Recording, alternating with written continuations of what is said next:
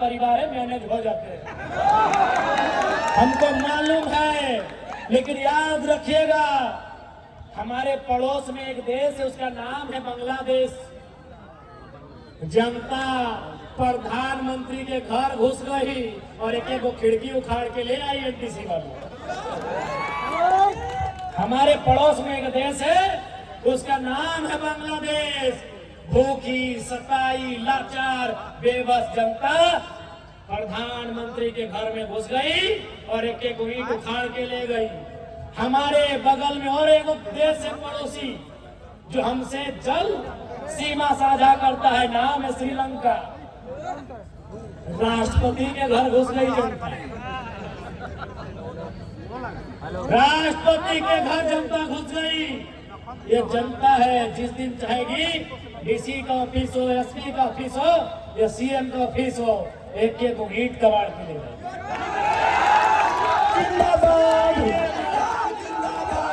सताइए मत, विकास के विरोधी नहीं है हम। वो लोग हैं जो जमीन 1960 में दिए हैं और धरना 2025 में दे रहे हैं।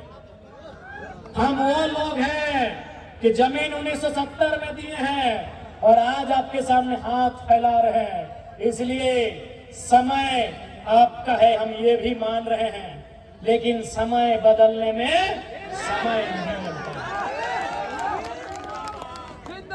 ये भूखी प्यासी जनता जिस दिन खड़ी हो गई, जिस दिन खड़ी हो गई, याद रखिएगा, ये किसी को नहीं पहचानने वाली। और ये भी मेरे किसानों, यह भी याद रखिएगा, महात्मा गांधी को वास्तव में हीरो किसने बनाया? क्या आप जानते हैं? नहीं जानते हैं? महात्मा गांधी को हीरो चौपारण के किसानों ने बनाया। आप नहीं जानते हैं? पढ़िए गांधी जी का चैप्टर, पढ़िए किसान राजकुमार शुक्ला का गांधी को निमंत्रण। सवाल है, what is the turning point in the life of Gandhi? आपने पढ़ा होगा, पढ़ा है कि नहीं? What is the turning point in the life of Gandhi? वो चौपारण के किसान थे जिन्होंने गांधी के जीवन को बदला था। अरे आपने सरदार पटेल का नाम सुना होगा, क्या उनका नाम सरदार पटेल था? जी नहीं, उनका नाम वल्लभ भाई पटेल था। तो ये सरदार किसने बनाया? बड़दोली के किसानों ने बनाया। ये किसान की ताकत को जान नहीं रहे हैं, ये किसान की ताकत को पहचान नहीं रहे हैं। अरे किसानों ने गांधी और सरदार बनाया, आप कौन है? किसानों ने गांधी और सरदार बनाया, आप कौन है? किसान बनाने वाले हैं। किसानों ने बनाया है, किसानों ने फसल उगाया है। जिस दिन काटने पे आ गए ना, जिस दिन बिगाड़ने पे आ गए ना, ये पुलिस, ये प्रशासन, ये चुपचाप देखती रह जाएगी, ये देखती रह जाएगी।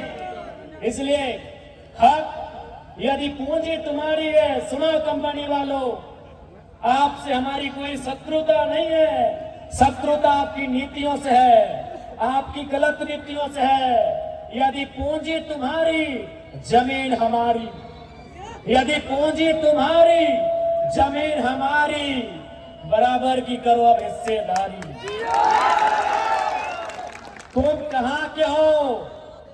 किसानों, हम यहीं के हैं। ये खेत हमारा है, ये गांव हमारा है। टाटा फारसी है।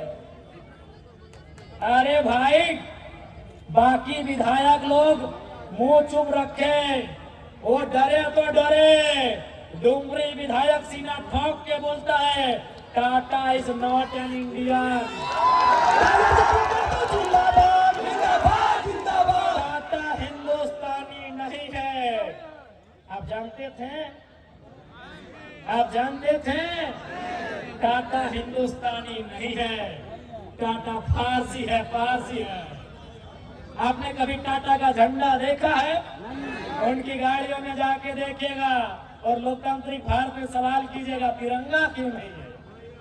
क्योंकि उसके लिए बड़ा खोपड़ा चाहिए। ये कोयला चोरी, बालू चोरी करने वाला नेता का दिमाग वहां तक नहीं जाएगा। कभी जाके टाटा का अपना निजी झंडा देखिएगा। भैया पीएचडी कर रहे हैं, उसका काम होता है रिसर्च करना। हम लोग हर जगह रिसर्च करते हैं। कभी भी टाटा का निजी झंडा देखिएगा आपको बता देगा वो कहाँ का है। वहाँ तिरंगा नहीं होता है मेरे भाई में, उनका अपना झंडा होता है। Because they are not Indian, नहीं है वो भारतीय। हम यहीं के हैं, हम यहाँ के इंडिजीनियस है। We are real Indians. लेकिन आज हमारी वैल्यू कहाँ?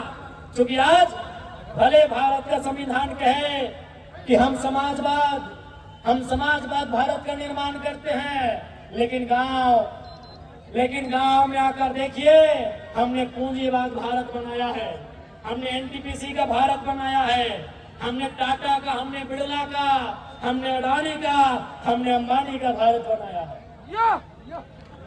ये कड़वी सच्चाई है। आज याद रखिएगा, अंग्रेजों के कालखंड में जब 15 अगस्त 1947 में अंग्रेज भारत को छोड़ के चले गए, आप एक रिसर्च करिए कि भारत की आबादी क्या थी। 30 करोड़ से 35 करोड़ होगी। यह भी रिसर्च करिए कि भारत की गरीबी का दर क्या होगा, भारत की अशिक्षा का दर क्या होगा, भारत की बेरोजगारी का दर क्या होगा। सारे चीजों को रिसर्च करिए, आपको पता चलेगा। आज 70 साल बाद आजाद भारत में, इंडिपेंडेंट इंडिया में, अपने भारत में हम अंग्रेजों से कई ज्यादा गुना बेकार हालत में आ गए हैं। गरीबी अगर अंग्रेजों के टाइम 5% थी, आज 25 के आसपास हो गई है। भुखमरी अगर अंग्रेजों के टाइम 7% होगी, आज 28% हो गई होगी। यदि शिक्षा अंग्रेजों के टाइम 2% होगा, आज वो 15% के पार कर गया होगा। तो सवाल तो बनता है कि अंग्रेज अपने नहीं थे, फिर भी इतना अच्छा था। आज क्या हुआ? आज क्या हुआ? उसका जवाब भगत सिंह के जेल डायरी में है। क्या उत्तर है? भगत सिंह ने जेल डायरी में क्या कहा है कि हम आजादी गोरों से तो ले लेंगे, हम आजादी गोरों से तो ले लेंगे, लेकिन ये आजादी चंद मुट्ठी भर गोरों के हाथ तक सीमित नहीं रहनी चाहिए। गोरे चले गए, गोरे राज कर रहे हैं, सांवले राज कर रहे हैं। काला नहीं बोलेंगे, वो रंग भेद में आ जाएगा, उसके लिए माफी नहीं बोलिए, खोल के बोलिए। सांवला तक ठीक है। भगत सिंह की वही चिंता थी कि आजादी तो हम ले लेंगे चरका लोग से, अंग्रेजों से तो हम आजादी ले लेंगे, लेकिन हम क्या वो आजादी गांवों तक ले जाएंगे? क्या वो आजादी खेतों तक ले जाएंगे? क्या वो आजादी खलिहानों तक ले जाएंगे? ये सवाल था भगत सिंह का। इसीलिए आज जो हमारी दशा है, आज जो हमारी दुर्दशा है, ये अंग्रेजों से भी बदतर हो गई है। कारण यहाँ की लीडरशिप, कारण यहाँ के ब्यूरोक्रेट्स। अगर वे लोग ईमानदारी से काम करने लगे तो हमारा देश, हमारा राज्य सबसे खुशहाल होगा।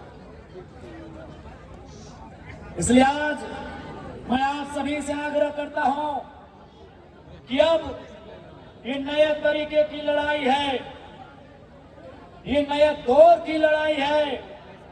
इस लड़ाई को लड़ने की जरूरत है, इस लड़ाई को लड़ने की जरूरत है, क्योंकि ये लड़ाई रोजी रोजगार की है, ये लड़ाई रोटी की है, ये लड़ाई पेट के भूख की है। इसलिए इस लड़ाई को लड़ना हमारा कर्तव्य बन जाता है, इस लड़ाई को लड़ना हमारा राइट बनता है।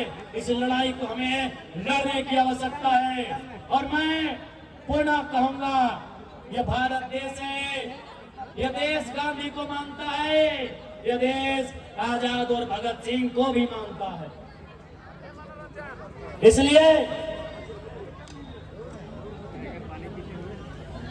इसलिए यदि हमारी लड़ाई, हम पहली लड़ाई की शुरुआत महात्मा गांधी के सत्याग्रह से करेंगे, हम अपनी लड़ाई की शुरुआत गांधी के सत्याग्रह आंदोलन के तर्ज पर करेंगे। और बात नहीं बना तो भगत सिंह के बम धमाके से भी सीख लेंगे। यदि बात नहीं बना तो भगत सिंह के बम के धमाके से भी हम सीख लेंगे।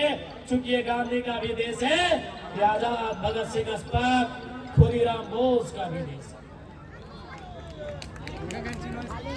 इसलिए आज मैं तमाम विशेषकर नौजवानों से कहूंगा कि आज हर एक जुल्म